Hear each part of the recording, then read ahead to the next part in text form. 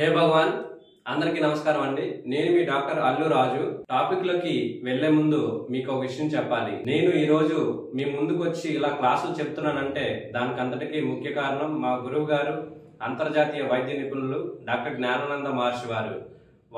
వారి వల్లనే నేను ఇలా మీ ముందు చెప్పగలుగుతున్నాను.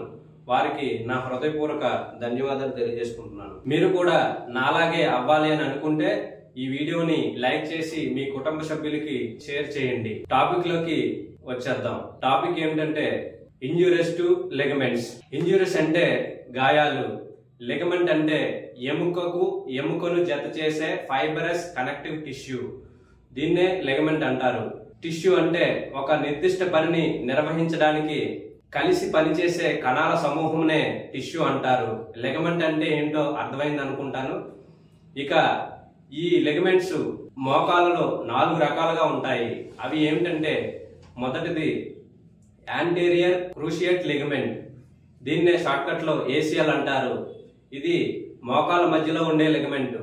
ఇది టిబియా బోన్ యొక్క రొటేషన్ ను, ముందుకు కదలికను నియంత్రిస్తుంది. ఇక రెండోది పోస్టీరియర్ క్రూషియేట్ లెగమెంట్. దీన్నే షార్ట్కట్ లో పీసీఎల్ అని కూడా అంటారు. ఇది మోకాళ్ళ మధ్యలో ఉండే లెగమెంట్. ఇది టిబియా బోన్ యొక్క వెనుకకు కదలికను నియంత్రిస్తుంది.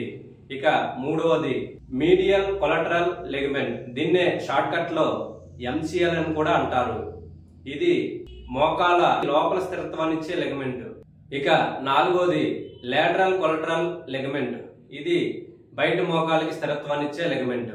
మోకాళ్ళలో ఈ 4 లిగమెంట్స్ లో ఏ ఒక లెగమెంట్ గాయమైనా సరే గాయం యొక్క తీవ్రతను బట్టి నొప్పి ఉంటుంది.